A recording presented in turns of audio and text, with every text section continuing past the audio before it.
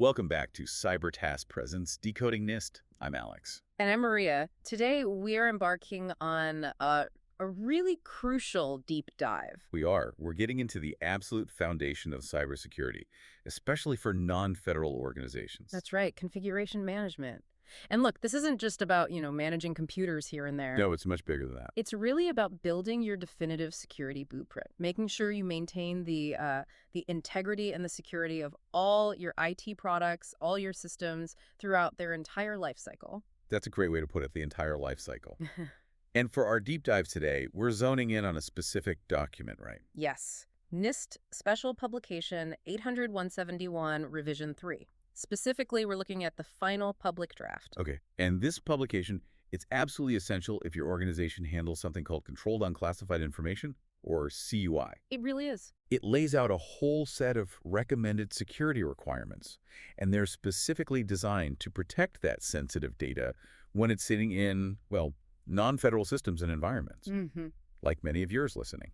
And maybe we should take just a second to clarify CUI, because it's a term, people hear it a lot, but might not fully grasp what falls under it. Good idea. So, Controlled Unclassified Information, or CUI, it's basically information that some law or regulation or a government-wide policy says needs safeguarding or specific controls on how it's shared. So it's not classified military secrets, but it's definitely not public information either. Exactly. It's distinct from classified info, but, and this is important, don't let that unclassified part make you think it's, less critical. Right. NIST guidelines actually state quite explicitly that the confidentiality impact value for CUI is designated as no less than moderate. Moderate impact. What does that mean in real terms? Well, in practical terms, it means if CUI were compromised, if its confidentiality was breached, the impact could be serious, maybe even catastrophic, depending on the data. Catastrophic to what? Operations? Yeah. People? It could impact organizational operations, your assets, even individuals involved. So the stakes, they're actually quite high. Okay. And these requirements in 800-171 are specifically engineered to provide that robust level of protection needed for moderate impact information. And it's important for you listening to understand, these aren't just like brand new rules somebody dreamed up. No, not at all. These requirements are incredibly robust. And that's because they're directly derived from a very well-established standard NIST Special Publication 853 controls. That's the source, yes. Think of 853 as like the gold standard for federal information systems security. It's huge, very comprehensive. So by leveraging that big federal framework, 800-171R3 provides this consistent, well-vetted set of guidelines. Right, and that ensures a uniform level of protection, whether that CUI is sitting on a federal agency's server or, within your non-federal system. Which creates a strong, recognized baseline for security across the board. Makes sense. Say that consistency, it's absolutely paramount. It establishes trust and ensures sensitive information is handled with, the same diligence no matter where it lives.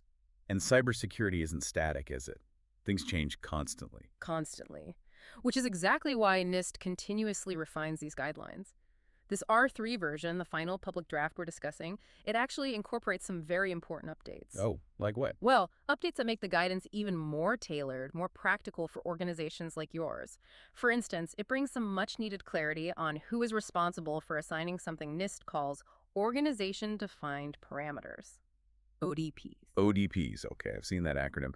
Can you elaborate a bit on what those are and maybe why clarifying responsibility is such a big deal for organizations trying to implement this? Sure. OBPs, they provide this really crucial layer of flexibility within the otherwise quite prescriptive NIST framework. Flexibility, how so? Well, they're essentially placeholders within the requirements. They allow organizations like yours to specify values based on your unique mission, the specific technologies you use, maybe your particular risk tolerance. Okay, give me an example. All right. So a requirement might say something like, employ X-factor authentication for Y-type users. That Y-type users, that's often an ODP. Ah, so my organization gets to define which user roles fall into that Y-type category needing that specific authentication. Precisely. So clarifying who in the organization is responsible for actually defining those parameters, assigning those values, it helps prevent ambiguity. Right, stops things falling through the cracks. Exactly. And it ensures security requirements aren't just generically applied, but are, thoughtfully adapted to your specific operational context. The R3 version also streamlines a lot of requirements Streamlines how? by combining some for greater specificity, making them easier to use. The aim is really to make implementation more straightforward, less burdensome for organizations. That sounds like a huge practical improvement, making the guidelines more adaptable but still keeping them rigorous. Okay, now, when NIST talks about a system in this context, they're not just talking about a server in a closet, are they? Oh, definitely not. No. Can you paint a clearer picture of the scope? Because I think people might underestimate it. Absolutely. You need to think broadly.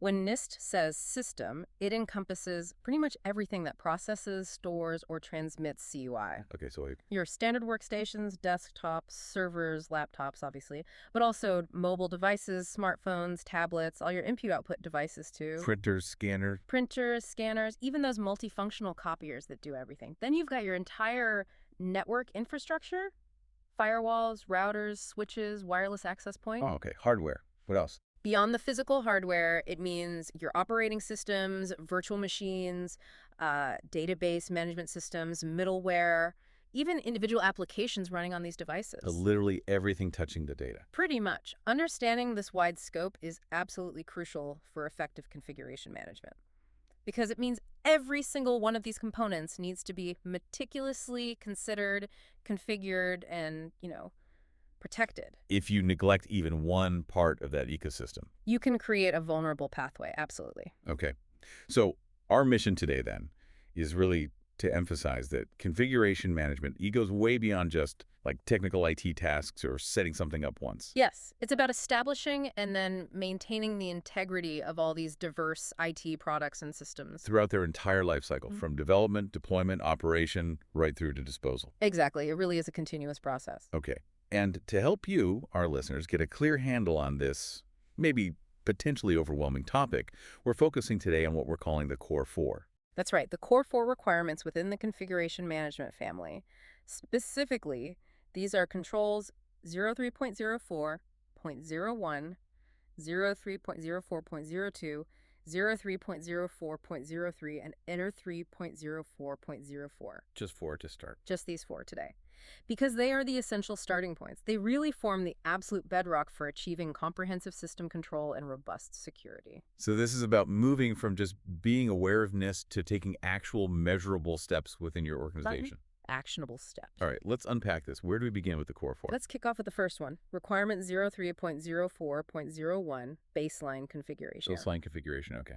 The fundamental why behind this, why you need baseline configurations, it's all about creating what we often refer to as your golden image. Yeah. Or maybe your master blueprint. Golden image. Yeah. Master blueprint, I like that. A baseline configuration, as NIST defines it, is a documented, formally reviewed, and agreed upon set of specifications for a system, or really any component within it. Documented, reviewed, agreed upon.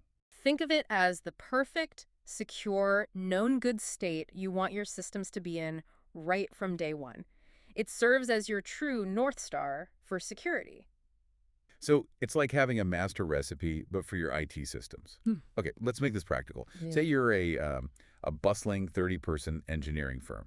You're onboarding a new engineer. Right.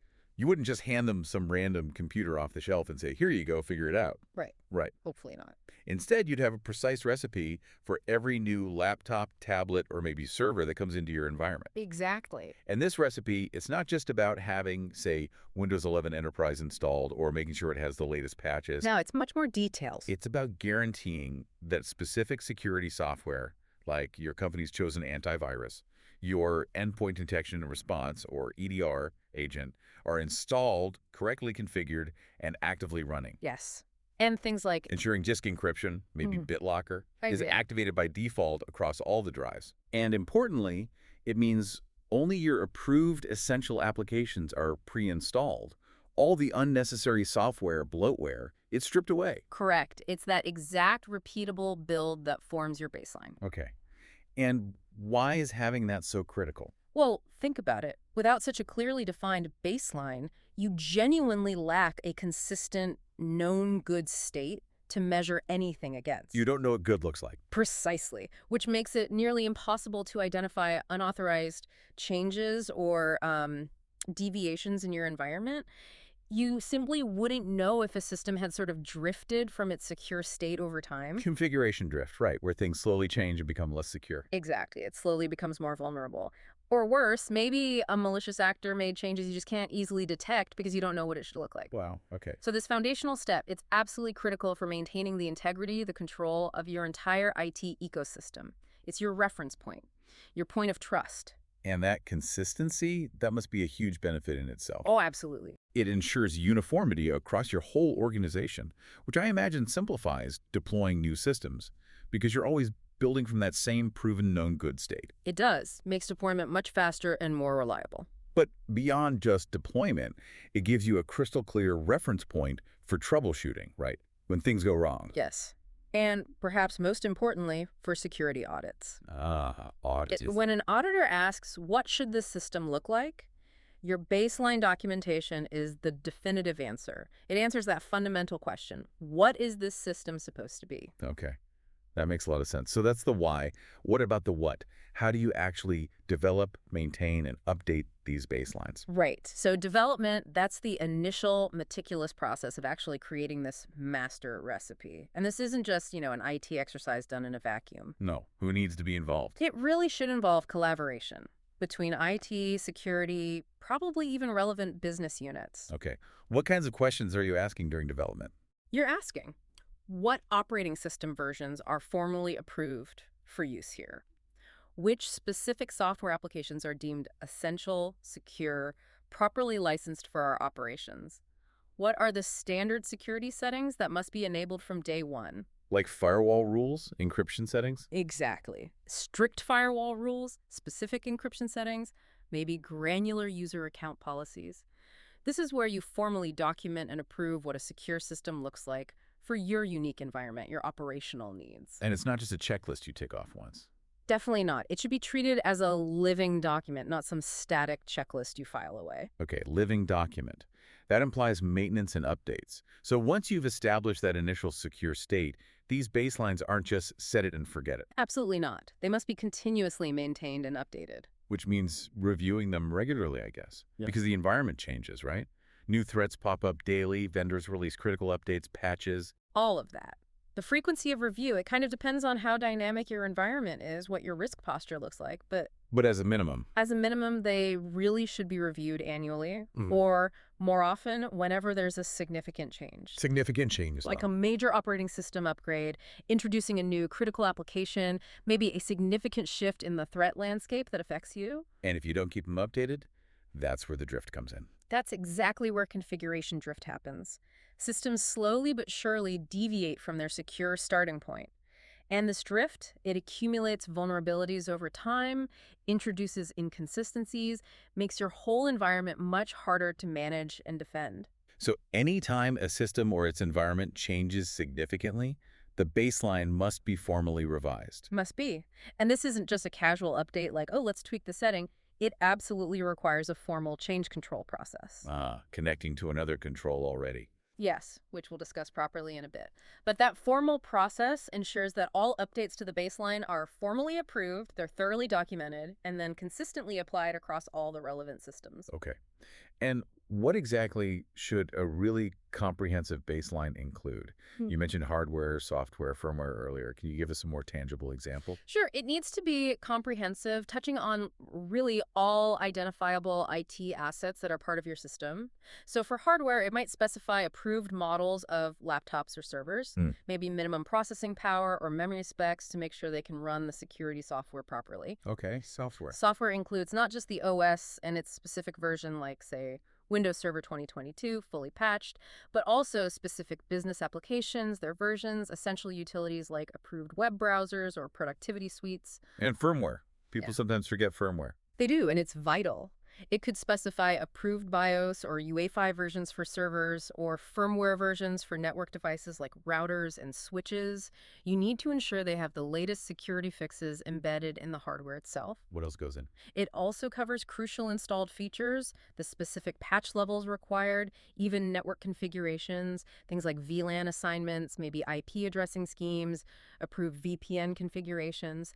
It's really about capturing every single detail that defines a secure operational system. Wow. So this baseline, It truly is the starting point for all the effective configuration settings we'll talk about next, and it serves as the essential reference for all future changes, Correct. which I guess is fundamental because, ideally, any modifications to a system can only happen through formal change control procedures Yes. that originate from this established baseline. It's like building a house. You start with that approved blueprint, Yeah. and every single modification after that has to be approved and documented against the original plan. That's a perfect analogy. Okay, so for our listeners out there, we're curious. How do you keep your master recipe or your baseline from getting stale in your organization? What's your secret sauce? Let us know in the comments. Good question. All right, let's move on then to our second core requirement for today, 03.04.02, configuration settings. Okay, configuration settings. The why here is absolutely critical. It's all about hardening your systems beyond their sort of factory settings or insecure default settings. Ah, the defaults. They're usually not great from a security perspective, are they? Often not. Think about it. Many systems, whether it's an OS like Windows, a network device like a router, even a common application, they often ship with broad, less secure defaults. Why do they do that? Well, they're typically designed for maximum ease of use, broad compatibility right out of the box. But unfortunately, that ease of use often creates significant vulnerabilities, Which attackers love. which adversaries can and absolutely do easily exploit. Default passwords, open ports that aren't needed, unnecessary services running, lax permissions, these are prime targets. So the core purpose of this control is to harden your systems by establishing and enforcing the most restrictive security settings possible. Exactly. Most restrictive possible while still allowing the system to function, of course. Right. And this is all about minimizing your attack surface. Precisely. By proactively turning off unnecessary features, tightening controls on the features you do need, it's about systematically reducing the number of open doors and windows an attacker could potentially use to gain access or cause damage. And is it true that even just small tweaks to these settings can make a huge difference? Oh, absolutely. Small tweaks, especially when they're applied consistently across your environment, can make a monumental difference. Think of it as like meticulous craftsmanship for your digital environment. Okay. But what if you need something that's less restrictive for a specific operational reason? Can you make exceptions? Yes, and that's important. While the goal is always restrictiveness, sometimes operational needs genuinely require exceptions. You have to be pragmatic. So it's not about just ignoring the rule. Not at all. If an exception is truly necessary, it's about formally documenting it, thoroughly understanding the risks that exception introduces, and ensuring it's formally approved by the appropriate authority in your organization. So they're not just undocumented workarounds. No, they are carefully considered deviations with explicit risk acceptance documented. Got it. Okay, now for the specific parameters and enforcement we're talking about here. Can you delve into the types of settings and where we typically find them across different systems? Certainly, we're talking about a wide variety of configuration settings that can be changed across, well, pretty much all system components. This includes critical registry settings, especially for Windows systems. The registry, that sounds complicated. It can be. The Windows registry is essentially this huge hierarchical database storing low-level settings for the OS and many applications, misconfiguring even one critical registry key, Like what kind of key? like disabling a security audit policy or weakening a cryptographic setting, maybe allowing unauthenticated remote access to certain services.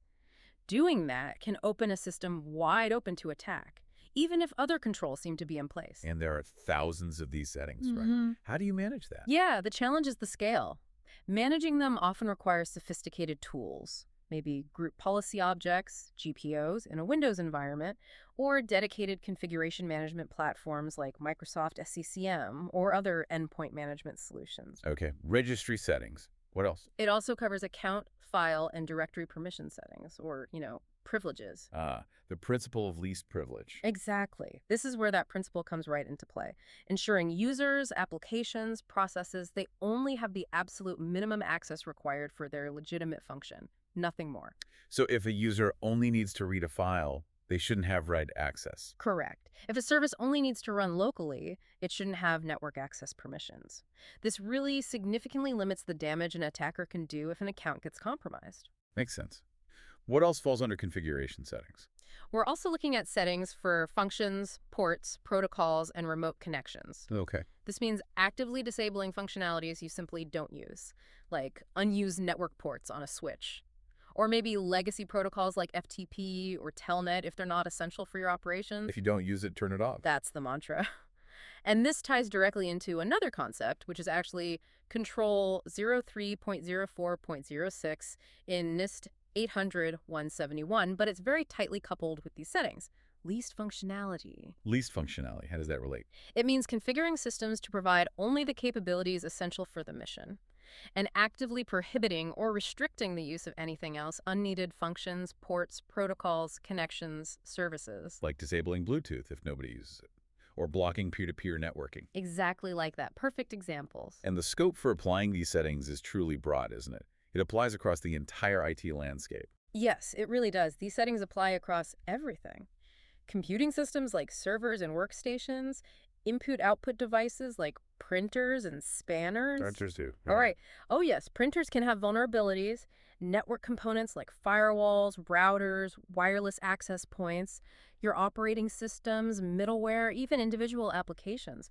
Every single layer of your tech stack needs these hardened settings applied. And these established hardened settings, they're not just one-off changes you make, right? They connect back. Absolutely. They become an integral part of your system's configuration baseline, tying directly back to 03.04.01. They define that secure state we talked about. Okay. So for practical guidance, where can organizations start? It sounds like a lot to figure out on your own. It can be. That's why we strongly recommend using common secure configurations. These are often known as security configuration checklists or lockdown guides or maybe security technical implementation guides, STIGs. Sticks, right. I hear that term a lot, especially in government context. Yes, but the concept is useful everywhere, and this is where it gets really powerful for non-federal organizations too.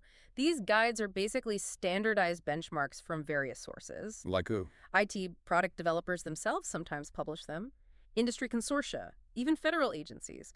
They provide expert-recommended secure settings for specific platforms and products. And this is where resources like the Center for Internet Security CIS benchmarks come in, right? Exactly. For many organizations, especially non-federal ones, CIS benchmarks can feel like finding a treasure map. Guiding them to strong configurations without having to reinvent the wheel every time. Precisely. They are invaluable. CIS benchmarks, for instance, they're consensus-based security guides.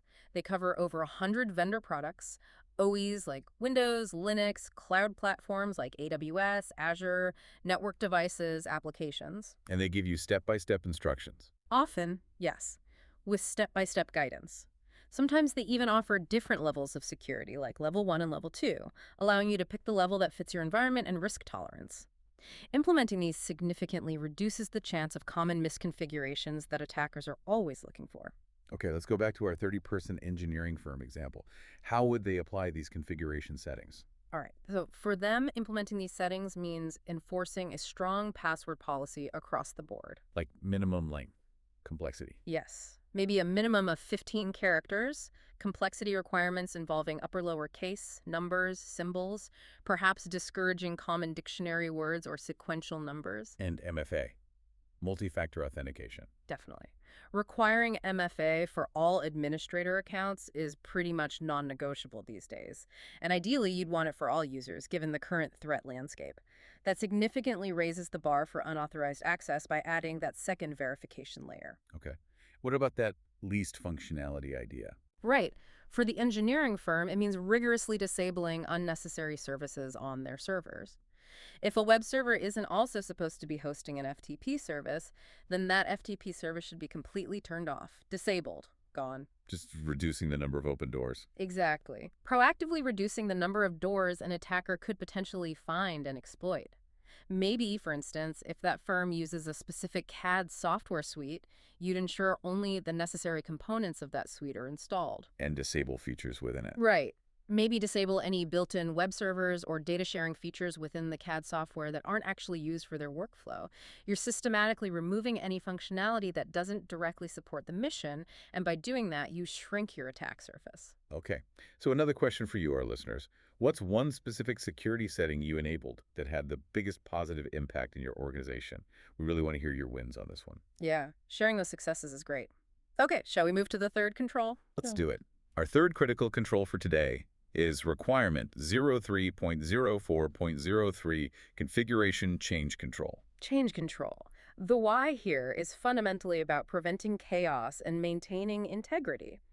Think about it. Uncontrolled changes are bad news. They really are. Uncontrolled changes to systems are consistently one of the most common sources of security incidents, operational instability, just a general dangerous lack of visibility into what's actually running in your environment. So you absolutely need a formal change control process. You do, to prevent unauthorized changes that can introduce that chaos, new vulnerabilities, or just disrupt your day-to-day operations. It's really about preventing those mystery changes that suddenly appear and undermine your entire security posture. Wait, the who changed that moments. Exactly those moments. So the purpose here is to have a systematic, formal process for managing all modifications to your systems, all of them. And this ensures. It ensures that every proposed change is carefully considered first, then properly justified, then implemented in a controlled, predictable way, and always with a close eye on the security implications. Because without this kind of gatekeeper, Your systems can quickly become just a patchwork of undocumented, potentially insecure configurations. It makes it impossible to confidently say they're secure or maintain compliance. It's a bit like trying to keep a really complex machine running smoothly when everyone is allowed to just randomly tinker with its parts whenever they feel like it. that's a great analogy. Things would break down pretty quickly.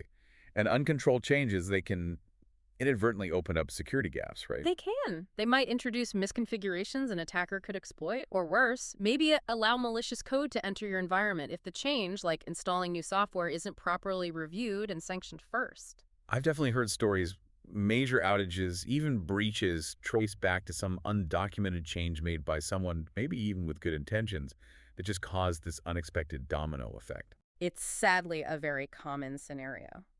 Okay, so let's break down the formal process of this gatekeeper. What does change control actually involve? It sounds like more than just getting a manager's okay. Oh, much more.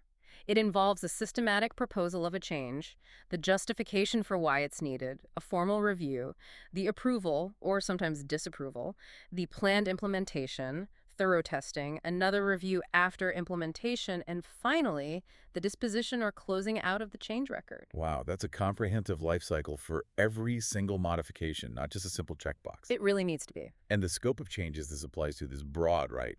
Covers everything from tiny tweaks to major system overhauls. Indeed, it does. It includes modifications to your existing baseline configurations connecting back to 03.04.01. Yeah. It covers changes to your specific configuration settings, 03.04.02, whether that's a new firewall rule or just a single registry setting change. It applies to major system upgrades, installing patches, modifying software. What about unexpected changes, things that weren't planned? Good point. And here's where it gets particularly interesting. The process even needs to cover unscheduled or unauthorized changes, if those are detected. How would you detect those? Monitoring tools. Yes. Things like file integrity monitoring or configuration monitoring tools can help detect them. If detected, they must then be retroactively addressed and documented through this same formal process. Often, that involves triggering an incident response procedure as well. So even fixing problems needs to follow the process. Absolutely. It also applies to changes made specifically to remediate vulnerabilities, like applying security patches. Those must follow the same rigorous process, no shortcuts, even for security fixes. And crucially, security itself has to be baked into this whole process, doesn't it? Can't be an afterthought. Absolutely critical. It means assessing potential security risks before a change is even approved. Asking those what-if questions. Yes. Asking, could this change introduce a new vulnerability? Could it weaken an existing control? What's the worst-case security scenario if this goes wrong? Then, after the change is implemented, you must validate the security aspects. Making sure it did what it was supposed to, security-wise, and didn't break anything else. Exactly. Did it have the intended effect, and did it inadvertently create new problems or open new attack vectors? And documentation is key throughout. A meticulous documentation. Every single step of a controlled change must be meticulously documented, creating a clear audit log. Why is that log so vital? Well, that audit trail is absolutely vital for accountability. For forensics, if an incident unfortunately occurs later, And of course, for demonstrating compliance with standards like NIST 800-171. What kind of details go in that log? It just details who requested the change, why it was needed, who reviewed and approved it, when it was implemented, by whom, and what the results were, including testing results. And monitoring afterwards. Yes, continuous monitoring after the change is also key, just to ensure the change had the intended positive effect and didn't introduce any negative security consequences like unexpected performance degradation or, worse, new vulnerabilities cropping up later. Okay, let's go back to our engineering firm and that gatekeeper analogy. When an engineer needs to, say, apply a critical security patch to a server, or maybe install a new approved version of their CAD software, they don't just go and do it, right? Correct. They shouldn't. They submit a formal change request, often through some kind of IT service management or ticketing system. Can you walk us through what a robust change request ticket should actually look like? Certainly. And this ticket, it shouldn't be just a simple one-liner request. It needs to be comprehensive. Okay, like what? It needs to detail what is changing, be specific, like patch OS on server X to Y version, why it's necessary to address critical vulnerability CVE 2023 XXXX, who is performing the change, and when engineer Jane Doe planned for the maintenance window tonight at 2 a.m. EST. And the impact. And crucially, what the expected impact will be. This should include any potential user-facing downtime, affected services, and definitely any known security considerations or potential risks. What about if things go wrong?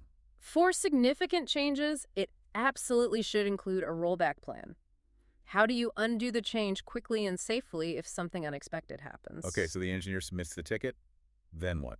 Then, especially for more significant changes, a designated change advisory board, or CAB, typically reviews this request. The CAB, who's usually on that? It might include representatives from different areas, IT operations, definitely security, maybe key business units that rely on the system being changed. And what's their role in the review? This review process specifically scrutinizes the security risks involved, assesses the potential operational impact, considers any dependencies. Will this change break something else? Do they test it first? Ideally, yes, especially for major changes. Testing in a non-production environment, a sandbox, before approval is highly recommended. And only after all that review and maybe successful testing is the change formally approved. Correct. And that approved ticket then becomes the official record. It ensures there are no mystery changes introducing unmanaged risk. It creates that essential transparency and accountability. And this whole concept is reinforced by another NIST control you mentioned implicitly, right? 03.04 points, access restrictions for change. Yes, exactly. That control explicitly states that only qualified and authorized individuals should have the physical and logical access needed to actually make changes to systems. So it directly supports this gatekeeper idea. It does. It ensures only trusted personnel, people with the right expertise and the right permissions, can initiate system modifications. It adds another layer of accountability and helps prevent unauthorized access to critical system components, which could lead to malicious changes or just accidental ones. Okay, so another one for you listening. What's the key to making a change control process that people in your organization will actually follow? Because I know this can often be a sticking point, sometimes seen as bureaucratic overhead. Share your secrets below. That's always the challenge, making it effective and accepted. All right, ready for the final one of our core 4 today? Let's do it. Requirement 03.04.04, impact analyses. Impact analyses. This one is essentially, as you called it earlier, the look before you leap rule. Right. Do your homework first. Exactly. The central purpose of impact analysis is to understand and assess potential security risks before you implement any proposed change. It's deliberately proactive, not reactive. Which seems like it could save a lot of headaches and maybe heartaches later on. It absolutely can, and it's really a critical component of a mature security posture.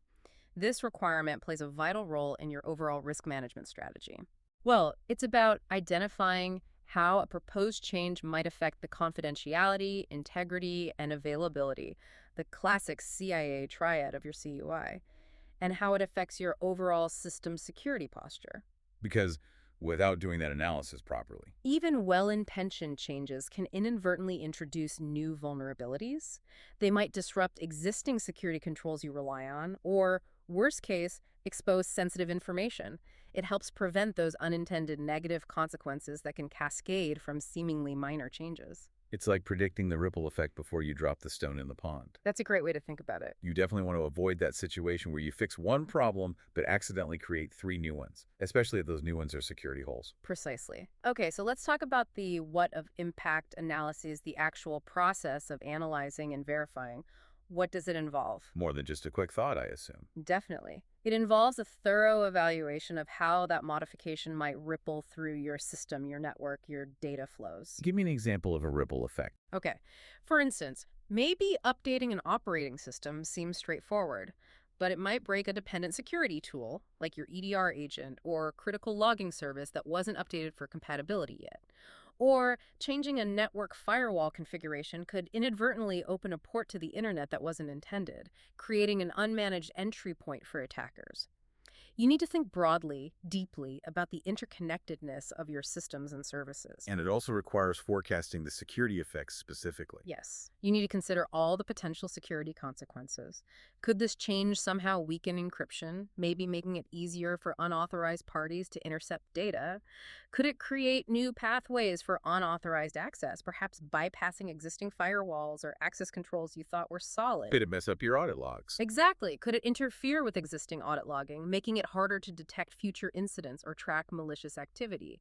You're essentially playing out these potential what-if scenarios in your mind, or ideally in a test environment, to foresee security repercussions and plan mitigations if needed. And it doesn't stop once the change is planned, right? The requirement goes further. Correct. The requirement extends beyond just that pre-implementation analysis.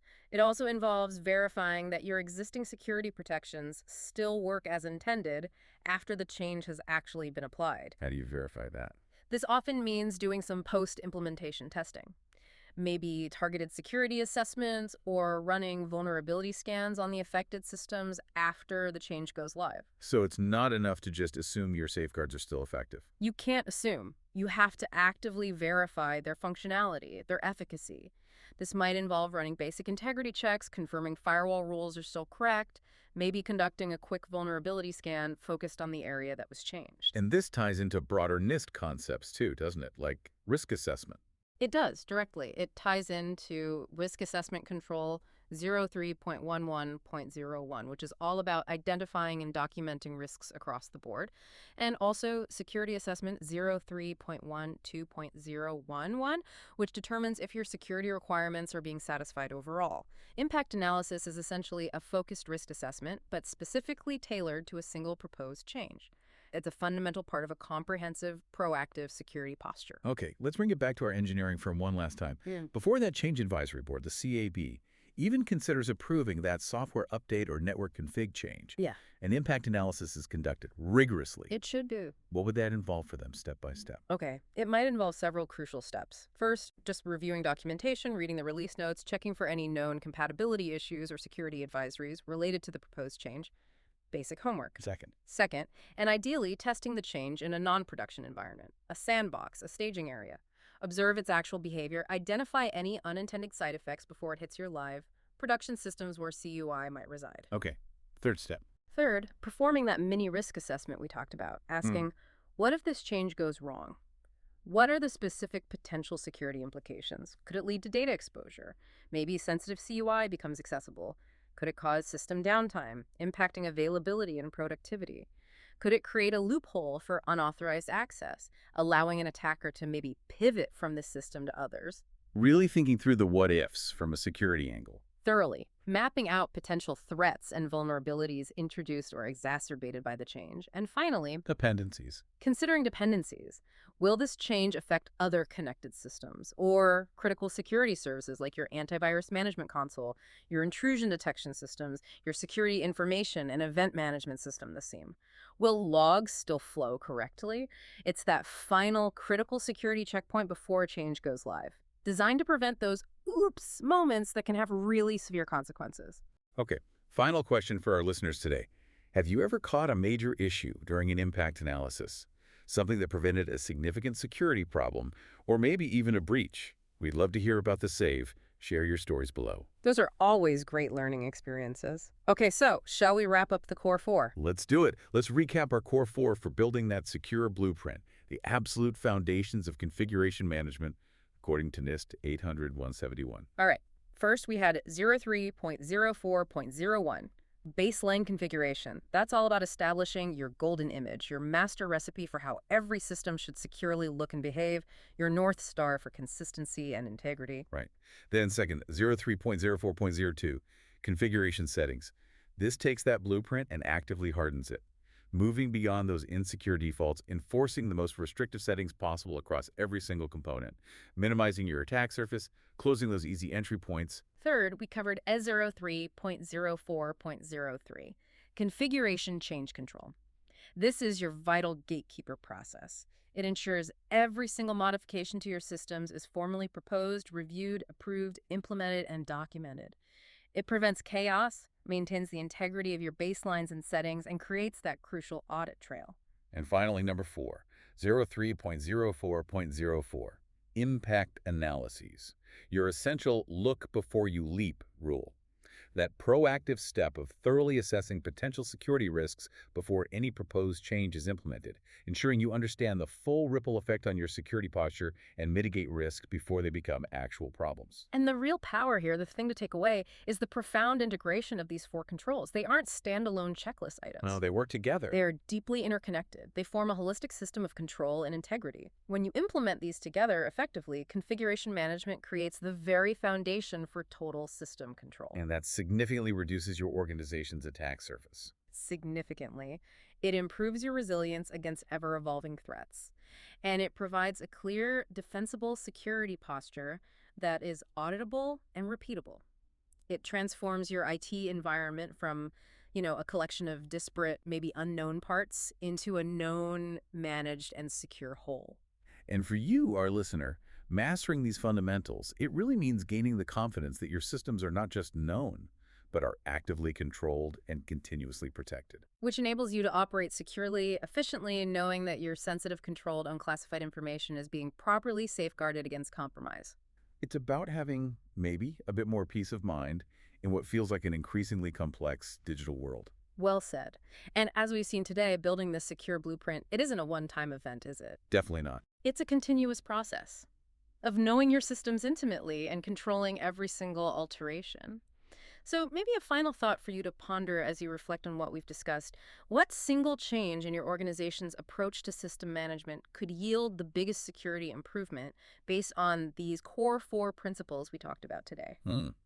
That's a good question to leave people with. Mm-hmm. And next time, we'll continue our exploration of configuration management right here in part 2. We'll be diving into some more advanced aspects of this crucial security family, so make sure you're subscribed so you don't miss it. Absolutely. Thanks for joining us on this deep dive. Please do like and subscribe if you found this useful, and you can visit us at cybertas.com for more resources and information. Stay secure.